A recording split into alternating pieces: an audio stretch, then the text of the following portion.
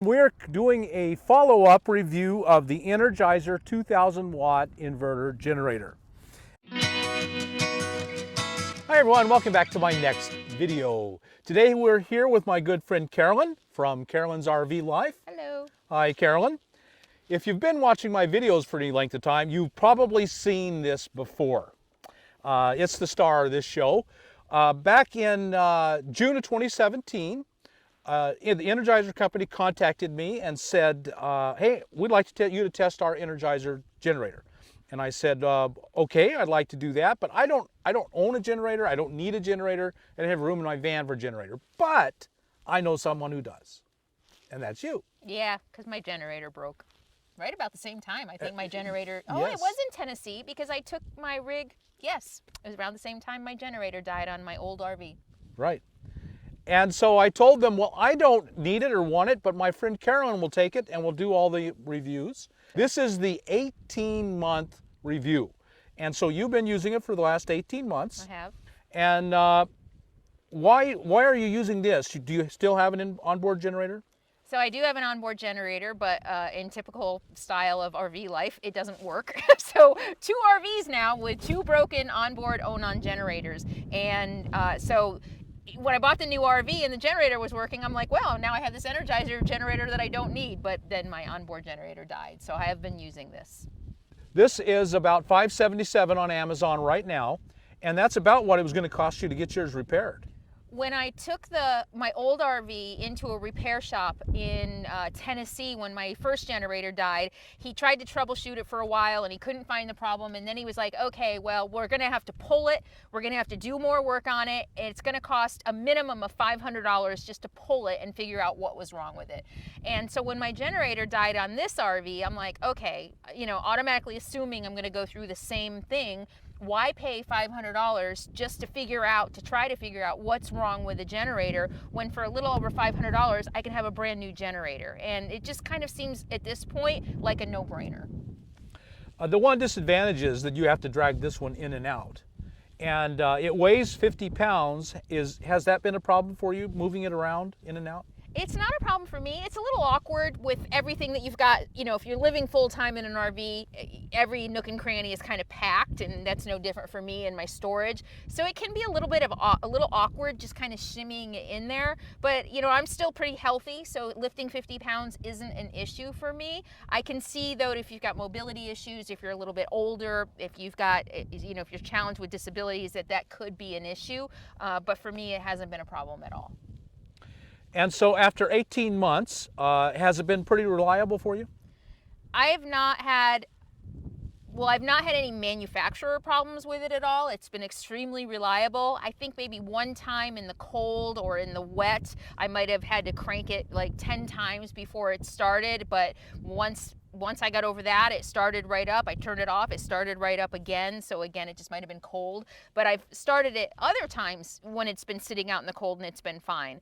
And then one time in Oregon, I couldn't get it to start, and another benefit of this generator that I really like is that I can just Google small engine repair. In any small town in any state in this country, you're gonna have a small engine repair for lawnmowers or any other small engines that you find on farms or in your house. And so it was really easy for me to just find a small engine repair, go drop it off instead of having to find an RV repair shop, having to sit with it, having to deal with being in a repair shop all day. I was able to just take this and drop it off. And the issue was just water in the gas tank, which is pretty common. And the place that I took it said that a gas station down the road where I had gotten gas had been having problems with water in their gas. So they cleaned it up for me. They serviced it for $50. $50 compared to $500. And when that happened and I got the $50 bill, I was like, I love this thing. I'm a fan forever.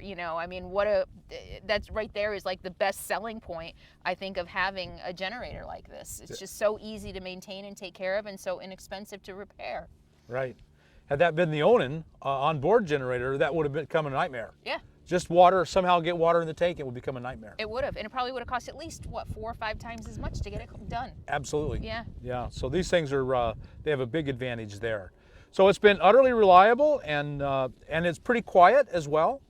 I usually plug it in and put it outside my rig in the back, and while I'm inside working or whatever, I barely hear it. And I've been camped with other people, and you know, you get 40 yards or maybe 30 yards away and you can't even hear it. It's really quiet. I've heard loud generators, you know, off in the distance, and this is definitely one of the quieter ones.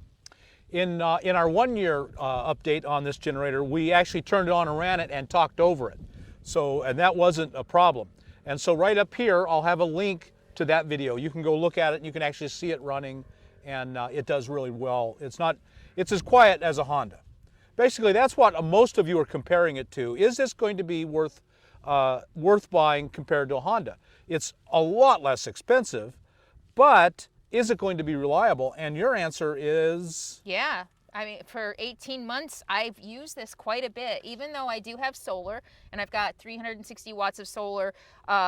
This thing is very well traveled. It's spent the summer with me in Alaska, which had a lot of rain. It was a really rainy season, a lot of cloud cover, and I didn't always have enough solar to power my rig.